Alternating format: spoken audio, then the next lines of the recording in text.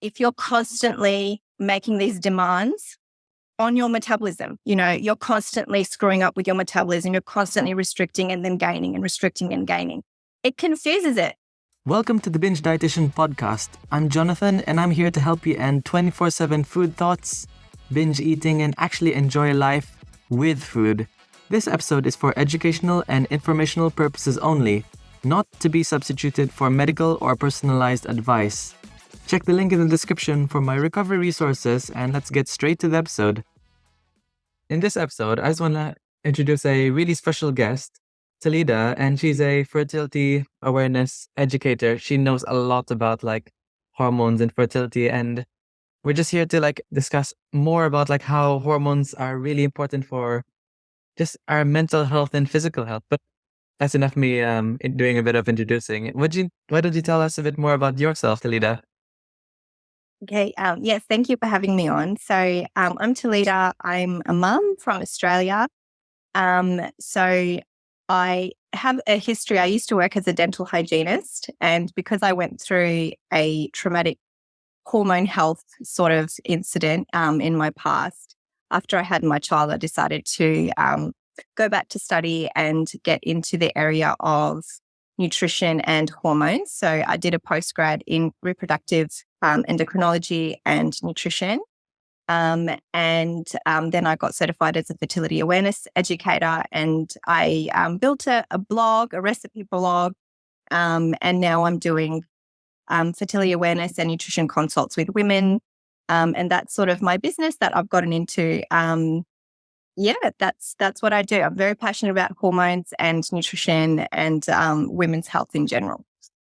No, that's really amazing. And what, if you don't mind sharing, what was that event that triggered all of this that you mentioned? Yeah. So it all started when I first got married with the birth control that I decided to take. So I chose the implant-on birth control, which is the implant that gets put into your arm. And that is a progestin-only high-dose contraception. And it was really too much for me. And I had bad side effects. I decided to take it out. And when I did take it out, unfortunately, I stopped ovulating. And because I didn't ovulate, I wasn't producing progesterone. And that actually led me to have a very sudden and severe anxiety disorder. And it was actually so severe that it led to seizures. Mm-hmm. And what that was is because I wasn't ovulating, I wasn't producing progesterone, which meant that I wasn't able to absorb any GABA, which is the calming neurotransmitter. And so I just actually couldn't calm down. I wasn't able to regulate my nervous system at all. I wasn't able to come down from anxiety, and that eventually led to seizures. So a severe GABA deficiency will lead to seizures. So that's what it was. Nobody knew what I just told you then. I figured that out myself years afterwards. Nobody knew what it was. I had all the MRIs, the tests, all the blood. I had all the testing done, and no one knew what was wrong with me. And really what happened was the seizures stopped by themselves once I ovulated again, which was about a year later.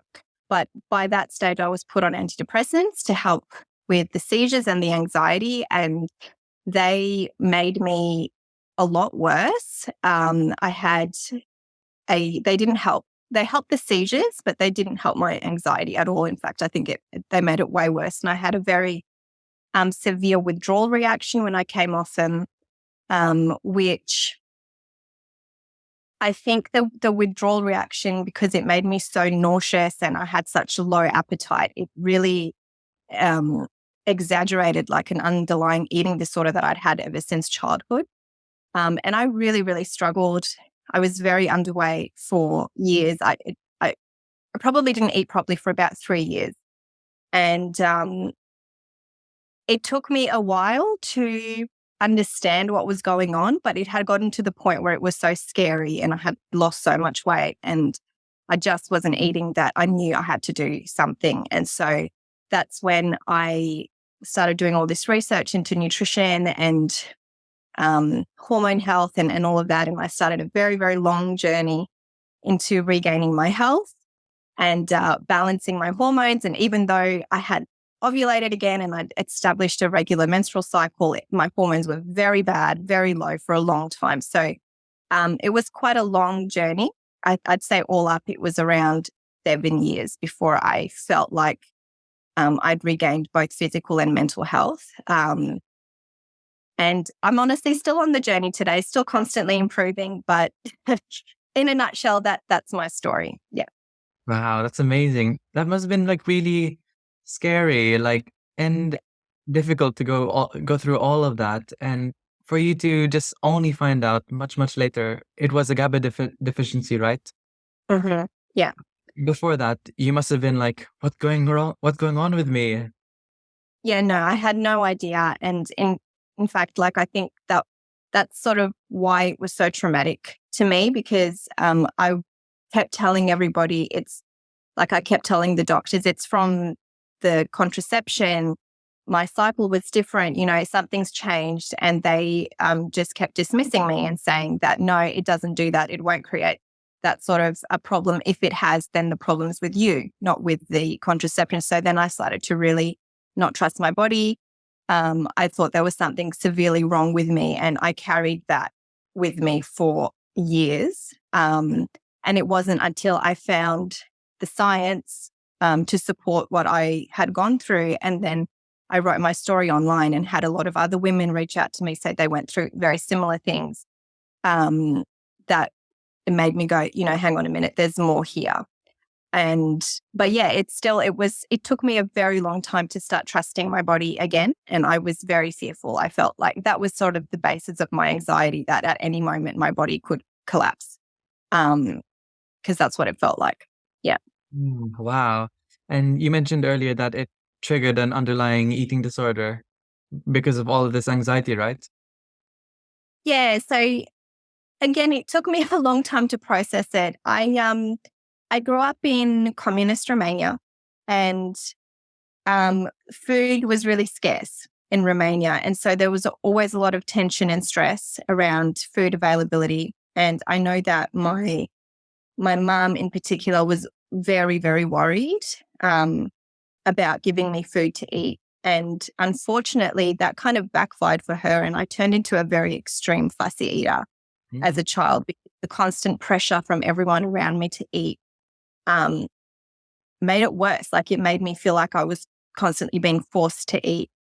And I just didn't. And I ended up like minimizing the foods that I would try. I didn't want to eat any food. And I grew up quite underweight, and I lived off like a typical fussy eater. I just had like my selection of safe foods, my favorite foods. And really that was white bread, cream cheese, potatoes, and chocolate. Like that's what I ate. And so I had like gut issues that I thought were normal, but I had a lot of pain as a child, just going to the toilet, and that was really it. But I think for me, it was a very cultural type of induced eating disorder, because it was social, and I hated eating around people, because they would tease me. They would tease me for being skinny. They would tease me for not eating like everybody else. And that just made me withdraw. And yeah, I started to view food as a source of punishment. And I would often just take my favorite food into my room and eat them alone where no one could see me. I hated being watched when I was eating. So I don't know what that is. I've never been diagnosed with anything, but I was just very, very fussy. And I hated eating around people. I get very anxious if anyone was around when I'd eat, especially my parents or family members. That was worse. And I did find that moving to Australia when I was 5 years old, like Australians, because they've never gone through a food shortage or anything like that, they didn't have the same attitude towards food. It wasn't such a desperate thing to eat all the time. And I found that it was much easier for me to eat around my Australian friends than around my Romanian community that had, like just a lot of pressure around food all the time. So I always kind of say it was something caused by cultural social type something. But even so, like I carried that with me and I became quite afraid of trying new foods. I always viewed foods as something that was forced on me and I was afraid I wouldn't like it. And what happened was when I got sick, I had very bad nausea with the antidepressant withdrawals. I was constantly afraid that I was going to vomit. And because it's very similar to, as I've heard, it's similar to going through like a heroin withdrawal or something like that. So you're very nauseous all the time. And just very low appetite, no food. Like I didn't have any favorite foods anymore. Nothing sounded good for me. And I just couldn't. I could not eat. And because I was so afraid of vomiting and I was afraid of being like losing more weight because I hated being skinny, I just got stuck in this vicious cycle of I can't eat because it will make me vomit. And if I vomit, I will get skinnier. And I just went around in this circle and it was really bad for almost 3 years. So probably the first year was horrendously bad. I dropped below 40 kilograms. And it was just scary. It was just scary. And after that year, I started to try to force myself to eat, but I didn't really get my appetite back and actually start to enjoy food. So every mealtime was stressful. Every mealtime was disgusting. It came with anxiety every single time I had to eat. And I didn't really start to enjoy my food until about 3 years later. And thankfully by then, I had learnt so much about nutrition and the power of food to heal, especially for someone like me who needed food, obviously, that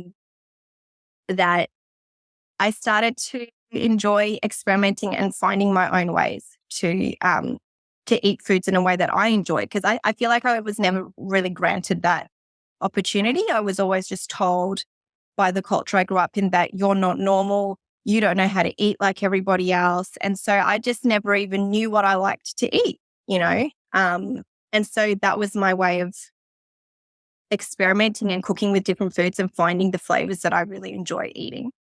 And that's kind of how I got over it. But it was a huge mental battle. It was massive. It was probably one of my biggest, anxieties was around food.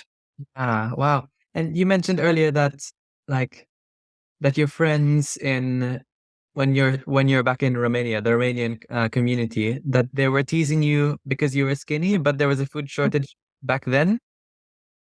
Well, this is more so when we moved to Australia, we lived amongst a Romanian community because Romanian immigrants tend to find each other. So we had a church community that was all Romanian.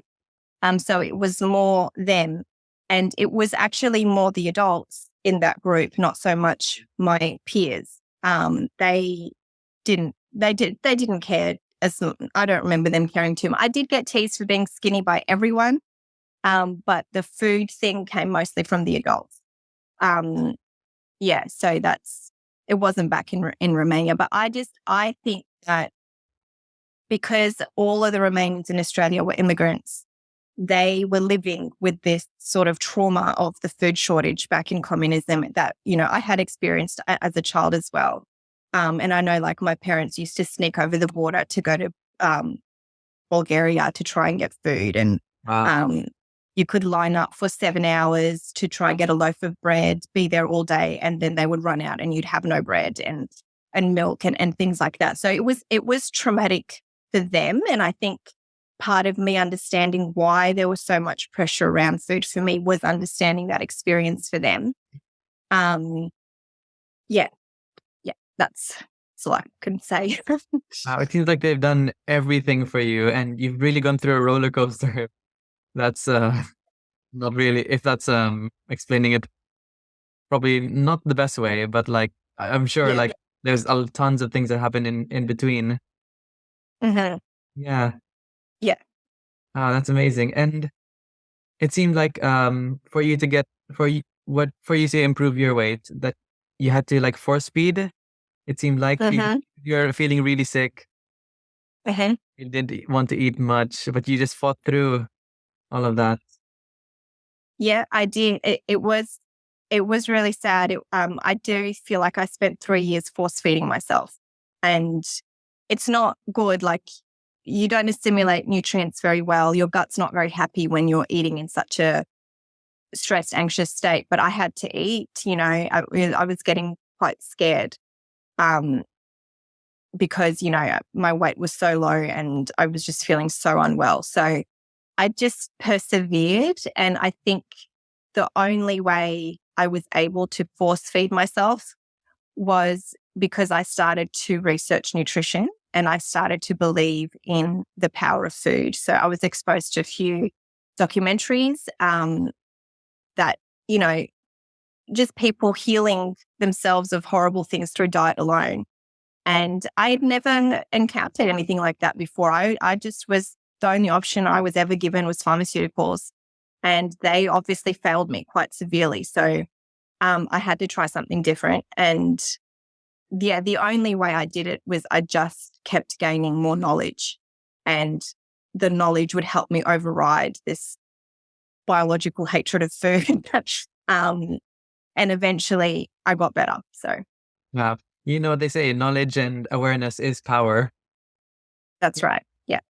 And where do you think you are with your relationship with food right now? I think I'm amazing with my food now. I think for the last few years, I just really enjoy everything that I eat.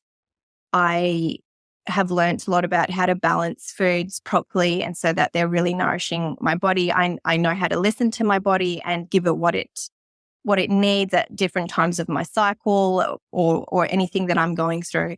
I will say that I still have a little bit of social trauma around eating around others.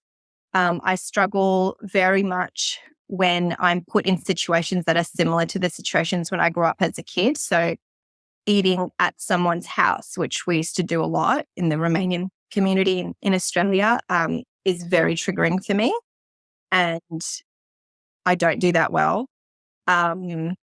Even cooking for others, even though I have a food blog and I, cook for thousands of people online and that sort of thing, I get a little bit scared because I still have this thing in the back of my head that says that you're not normal.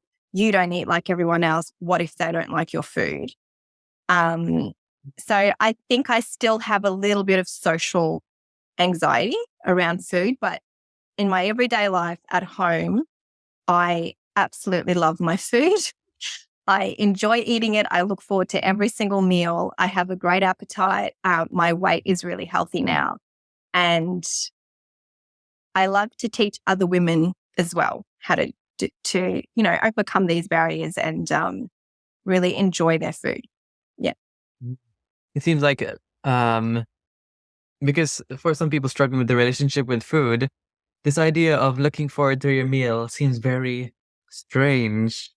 But it seems like your life is much, much better. I'm sure you have like much more mental freedom, not thinking or worrying about food, probably not feeling sick around food like you did back then, or being judged about food, or even just worrying about what other people think because you have this mental freedom. So that's so good. And like I'm gonna link your Instagram in the link in the description of this podcast. But if Yeah. people want to find your Instagram, where can they find you? Yes, it's just my name. So it's at Talida, TALIDA_Voinea, VOINEA. I know it's a tricky name, but that's just me. It's just my name. And that's where they can find me. Yeah. That's perfect. Because I just wanted to transition to your recipes and everything. Because on your Instagram page, the recipes look so delicious. There's like brownies, meals, and it's a stark difference from what you used to have when you're much younger. Just like bread, you say like Yeah. cheese, like just the Yeah. basic. Cream cheese, bread, chocolate, potatoes. That was it, really. So what made you were you always a chef, or what triggered No. So it was my health that triggered me to start experimenting. And I think because I was so fussy and I hadn't eaten properly for so long, I really just had one goal in my head. Like that was the one thing I wanted to achieve with my diet, which was to add in more and more foods. So I went on this journey to try different foods, experiment with them. And my goal was to get in as much variety as I possibly could. And I have a lot of healthy desserts on my page, on my Instagram. And that's because I remember a doctor said to me that you just need to eat a handful of nuts a day and just do that and you'll get a lot of nutrition in that way. And I hated doing that. Like I couldn't just, because, I had so many issues around food and my appetite, I couldn't just eat a handful of nuts. And so I said, how can I add nuts into my diet? Because I knew I needed them. I knew I needed nuts to build my hormones. I knew I needed them. I needed the healthy fats, And I said, how can I do that in a way that I can actually enjoy? And I found recipes for these raw vegan desserts that use a lot of nuts. There's always cashews. There's always, some almonds, some sort of nuts in the base. And so I started with that and I was shocked at how good they tasted. Like I found them to taste better than a traditional dessert because like if you have a traditional cheesecake with lots of cheese, it would always make me feel sick and nauseous, whereas this was lighter but tasted just as good. And I could not believe that you could get such good tasting, healthy desserts that used whole food ingredients, nuts and seeds, fruits, healthy fats, all of that, without the refined sugars and still taste so good and make you feel better, By the way, just a quick break from the podcast to let you know of my free hunger regulation webinar series, which is in the link in the description of this podcast. There's also an ebook version if you're more of a reader than a watcher. This is the perfect resource I wish I had when I struggled with binge eating years ago, which is used to guide you from everything you need to know, from why we binge, what are the binge triggers, and the eating pattern to stop binge eating. Because when we've been struggling with binge eating for so long, you and your body lose touch of what normal hunger and normal fullness is. You're constantly on feast or famine mode. So head to the link in the description of this podcast for the free hunger regulation resources to have a clear game plan to tackle binge eating for good. Anyway, let's get straight back to the episode. So yes, that's why there's so many desserts on my page. The more the better. Sorry? The more the better. That's right. Yeah, go on. I was just saying that was my goal was just to add in more variety. That's all I tried to do. Just keep adding in variety. So I didn't know at the time that was probably the best thing I could have done for my health. I was doing it because I felt like I was too skinny. I was underweight. I'm malnourished. So I need food. But because I hadn't eaten for so long and I was so fussy, my gut microbiome was completely wiped out. It was depleted. And so this goal of constantly adding in more and more variety of foods, different whole grains, different nuts and seeds, different legumes, all of that is what really populated my gut and helped me regain my health. And I'm glad I did it slowly, even though at the time I wish I could have done it faster, because we know that the gut needs quite a long time to adjust to all the new things coming in and to build itself. And that's really how I did it. It was just all about adding the variety. Yeah. I did a podcast actually with a couple of dietitians. One that specializes in IBS, another one specializes in colon health. And they both mentioned that your gut microbiome is so powerful from everything to do with like mental health, physical health, mood, everything. And one of the key things that I got from them is that like your serotonin, the happy hormone, 95% of it is found in the gut. So if you're repopulating your gut with fruits and veg or like these raw ingredients, these natural ingredients instead of like sugar. I'm not saying like sugar is instantly bad, but might as well follow your recipes if you're gonna have a brownie that will feel your gut, feel your hormones, get everything all in one. I'll definitely point my the listeners to you to your recipes and like your page, because it's so it makes me hungry. Good, I'm glad to hear it. I'm very lucky that my husband did professional photography and videography, so he takes all the beautiful photos for me. They look nice. They really do. And like the thing with people who are in this podcast or listening to this podcast is that they struggle with their relationship with food, or sometimes binge eating or binge eating disorder. They have this idea that I was thinking about the brownie I just saw on your page recently, because it looks good. Like they always assume brownie bad, um, something that includes like broccoli, quinoa is good. Uh-huh. Did you struggle with the idea of like trying to make these hormone friendly alternatives? Did you have any issue like, oh, I should be careful about how much sugar or calories are in this? No, I never thought of calories. Mm. And for a long time, I didn't think about macros either. I didn't think about protein, fat, or carbs. So that was my one goal, was just to get in the variety of plants. I think over time, I started to learn more about, obviously the importance of whole foods. So if we're talking about a refined sugar, that's not a whole food. And it's not, it's not good for our health. We know that. So it was about primarily focusing on whole foods and the variety at the beginning. But then as time went on, I did find a lot more information about, well, how do we really support our gut? How do we really support our blood sugar, which is the key to a lot of our hormone imbalances as women? I'd say both gut and blood sugar are foundational. And so it wasn't necessarily that I was eating different foods, but I was learning how to combine them differently and supporting different eating habits. So with the brownie that you keep mentioning, I will gladly have as much as I feel like. I will have 2 to 3 pieces, whatever I feel like eating, but I know when to eat that brownie so that it doesn't affect my blood sugar and so that it's giving me the most for my health. Because as I said, it's a very, I know the one you're talking about. It's a raw brownie with walnuts. It's very, anti-inflammatory because of the omega-3s. It's high in healthy fats and protein, and it's antioxidants from the cacao. So it's got a lot in there, but it is still sweet, even though it uses like a natural sweetener. It's still sugar.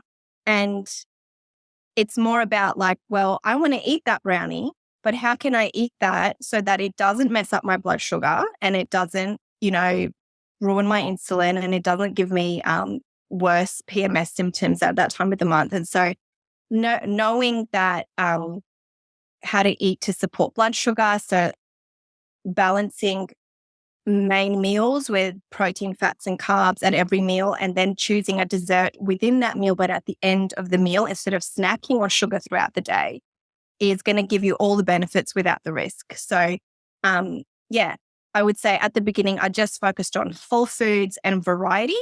And then I learned sort of more eating habits, not so much different foods, just eating habits and how to combine foods differently to be really supportive of my hormones, my health, and long-term health as well. Because all of these habits create longevity and all of that as well. So I don't know if that answered the question, but. Yeah, absolutely. And that is like one of the main things that support, at least in this podcast, support people recovering from binge eating, is to just include whole nourishing meals, protein, fats, and carbs, but also including the foods you love as a dessert, rather than just ignoring the idea of, okay, I'm going to be eating only, let's say cookies, for example. I'm not going to really focus on protein, fats, and carbs because it's a spectrum. You want to be in the middle of, not too disordered, but not too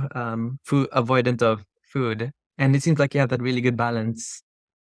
Yeah. So I also I eat whole foods most of the time. Like I'd say 90% of the time I eat and I cook at home, but I never not allow myself actual junk food. Like I will go get a pizza, I will go get burgers, I'll go get whatever, especially if I'm traveling and it's more convenient or whatever. And that's never been, I've never wanted a restrictive mindset around food, because I think even though I didn't struggle with this with my personal eating problems, but I watched my mum.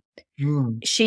She was constantly yo-yo dieting, and that just led to, I don't think she even understands the deprivation in your brain, especially for someone like her that's already got trauma over the food shortages in Romania, and constantly putting your body through this intentional lack of food and what that does to your brain. And so she did that. She would come home from work and binge for hours.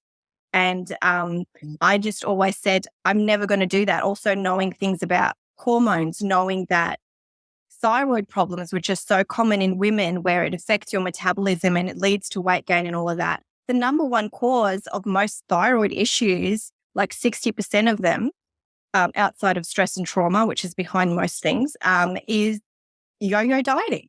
You know, it is, because it's, you put so much stress on your body and your nervous system when you're constantly restricting. So both from a physical and mental place. And that was never okay for me. So I learnt to listen to my body. Our needs as women, our calorie needs fluctuate throughout the cycle. And I find that with a lot of the girls I speak to, they hate that. They try to be like a man. They try to have the same thing every single day.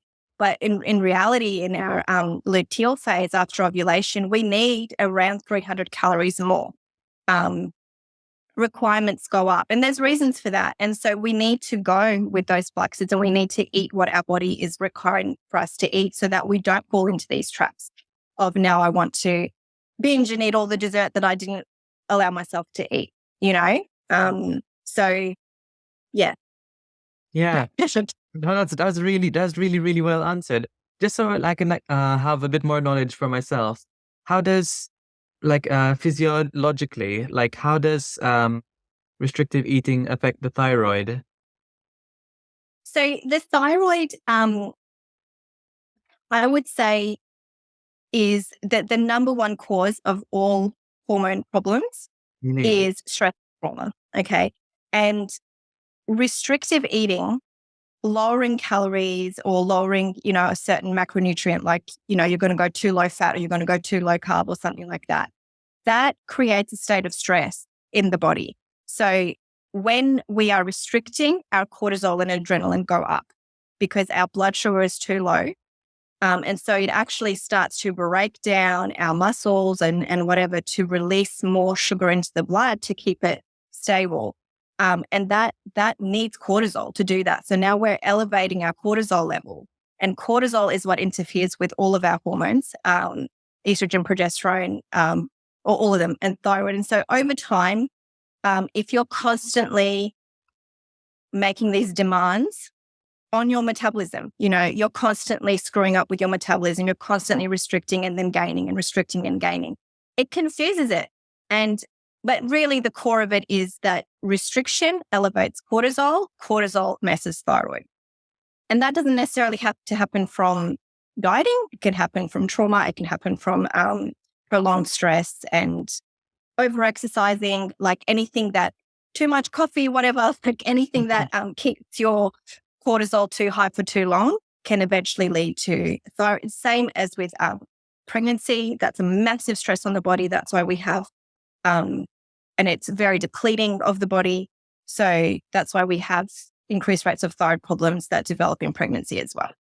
Wow. And with the thyroid, so because I assume if people have been struggling with disordered eating habits or even eating disorders, they're not just having these disordered or very restrictive diet habits, but it comes along with anxiety.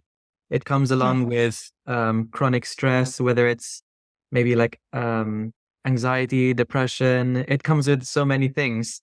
Even if you're well, I'll call young, as in below 30, can you have thyroid problems? or is it just Yeah. mainly for like 50 plus, for example? Yeah, so the prevalence of thyroid issues does go up with age. So it happens quite a lot around the menopausal transition that thyroid problems can come up, and also pregnancy. Pregnancy and postpartum is when it comes up a lot, but it can happen at any time, based on whatever, like whatever was in your past, your childhood, any stress or trauma, genetic predisposition. So it definitely can happen. But we know that the prevalence increases with age as our metabolism naturally declines. And then the menopausal transition, because we lose our progesterone, we lose our progesterone and our insulin changes, and we become more insulin resistant. That then affects the thyroid. So it's much more common during menopause. And because of the massive demand on the body at pregnancy and postpartum with breastfeeding, it is more common then as well. So yeah, but it is possible at any time. Yeah. Wow. And so is there a way to, lack of a better word, if this is the right word, reverse or like re-regulate your thyroid hormones? Yeah, thyroid's probably not my biggest, like, Hmm. my main area of focus.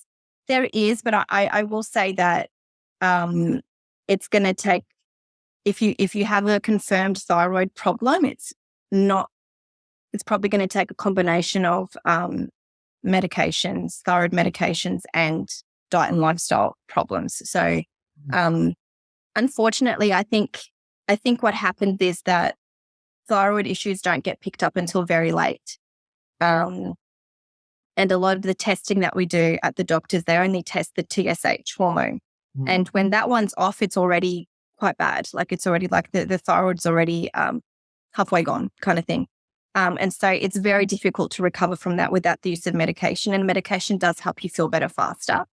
But I think the key here is if we could get in earlier and we could establish some healthy, lifestyle and dietary patterns to prevent. And then if you're getting earlier than that, yeah, you can reverse it without medication.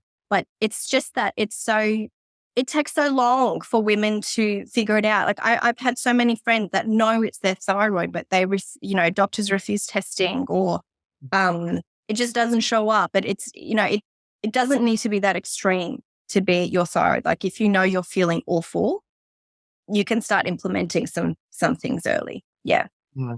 And what's the main issue? I mean, what's the most common hormonal issue people seek advice to you for? For me, I think it's mostly around sort of just balance in the cycle. So women that come with very extreme symptoms around PMS, mental and mood symptoms, and also fertility. A lot of women that struggle with fertility seem to come to me as well. But yeah, I think the PMS thing is very, very common. It's 80 to 90% of women will experience it, and some women experience it quite severely. I did for many years as well. And it's just sort of, I think the knowledge is just coming out now that this isn't really normal. Like it's very common, but you don't have to live like this, like you don't have to feel that bad every single month. If you just understood your body and you had to support it better, you may not be 100% because things happen in life, like, there's stress, there's whatever, like things happen, but you could live at a totally different quality of life than you are now. So, and I think it's just been so normalized, so common that this is just the way women are. And women are really suffering and not getting any sort of help because they think it's just normal. And so I think just recently the information is starting to come out that actually you don't have to live like this. And yeah, I think that's what most women come to me for, as well as fertility struggles. Yep. Wow, that's amazing. And I mean, we're close to the end of the podcast, if that's all right. Yeah. But just for like one more question, if that's okay. Yeah. So after talking about hormones and like food and relationship with food, what's that one? What's if there's one recommendation or one tip you would give for people to improve their hormone health, aside from checking out your recipes?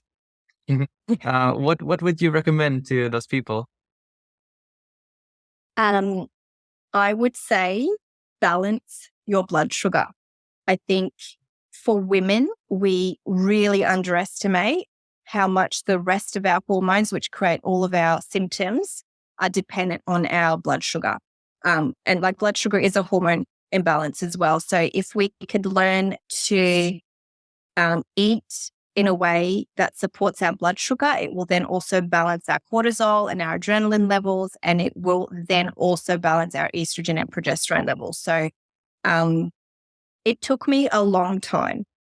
Like, even though I was eating very healthy food, whole foods, very nutritious food all the time, it took me a long time to figure out how to balance my blood sugar.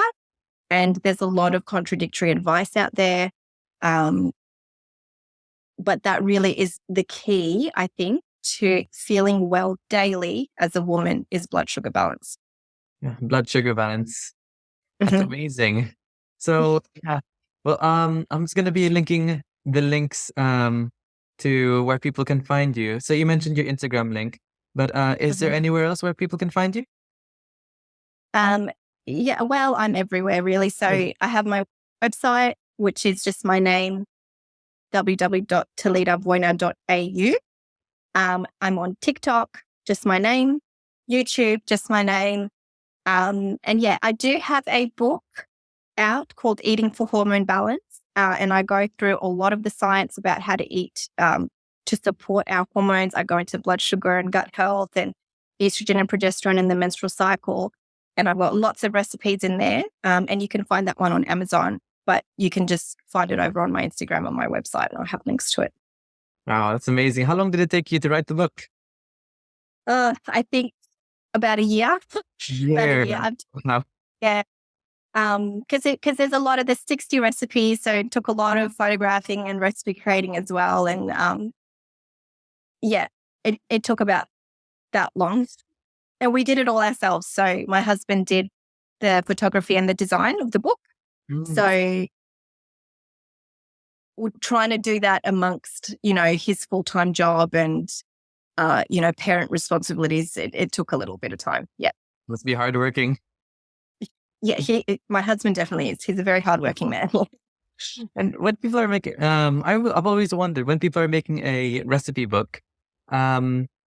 So when we have our own recipes, it's kind of like, at least for me, like it's kind of okay. But I guess if you're making a recipe book, do you ever try to make the recipe again and again until, okay, this is the perfect recipe, the perfect amount of ingredients, stuff like that? Yeah. So with my blog, because I'm a content creator, so I have to constantly put out content. Sometimes I'll just make something, and even if it's not perfect, I just put the recipe up. And a lot of the time I do put recipes up on my website and my Instagram that I personally don't enjoy that much. So I'd be like, okay, I tried that. I don't think I'd make it again. But I know that someone else will love it because we all have different tastes. We all enjoy different flavors and whatever. And that's usually the case, and it's fine. But with the recipes in my book, they are genuinely the ones that I have on repeat. I make them all the time because I know they're good and I know they work out every time. So yes, I've tested them multiple times because it is basically what I eat all the time. They're my repeat recipes, so I know they work. What's your go-to recipe? I have too many. No, because I'm too focused on variety. So correct answer. I don't know how to answer that. And my book talks a lot about eating cyclically with your cycle. So I do genuinely crave different meals at different times of the month. So, I could maybe tell you my go-to for each phase of the cycle, but I don't think I could pick just one. Wow. I mean, it's for the listeners to just check out your book and your recipes. Then, yeah. So that's just final thing. There's this practice that I've recently been doing with podcast guests where they get to where the previous guest would get to ask a question to the current guest. So the Okay. question is, what is the habit you're most grateful for? And it's by Krista. She's binge eating coach. The habit I'm most grateful for. Like a lifestyle habit? Anything really?